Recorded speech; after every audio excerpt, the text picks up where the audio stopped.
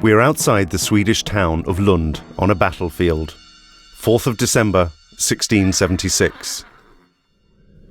It appears that the Danes have won the battle.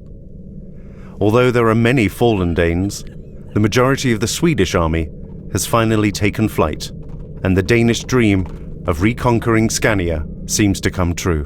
But suddenly, the Swedish horsemen begin a violent counterattack that takes the Danes by surprise completely.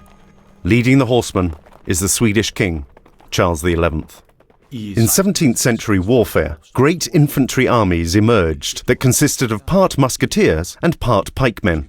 As the name implies, musketeers were armed with muskets and not rapiers, as is seen in Alexander Dumas' The Three Musketeers. And this was a long-range weapon that could fire shots from far away, but it took a long time to load. During the loading process, the musketeers were vulnerable to cavalry charges. For this reason, you had pikemen who had to protect them, and they were equipped with spears as long as 6 meters, so-called pikes that had an iron spearhead at the end.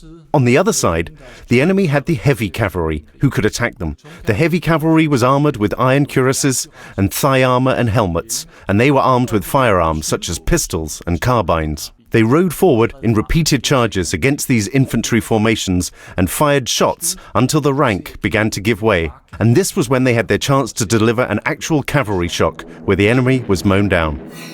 These battles were horribly bloody. In between the fighting soldiers lay thousands of killed and wounded people and horses.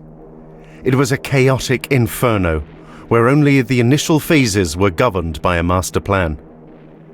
When the musketeers got close to the enemy's lines, they stopped shooting and drew their sabres, while the pikemen rushed at the enemy with their long pikes. Then all hell broke loose, and everything was in chaos. The Battle of Lund became the bloodiest battle in the history of the North.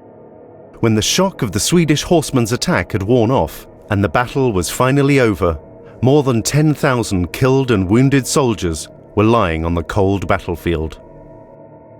The cavalry charge had changed the outcome of the battle completely, and Denmark had been defeated. From this point on, Scania was forever lost to the Danish kings.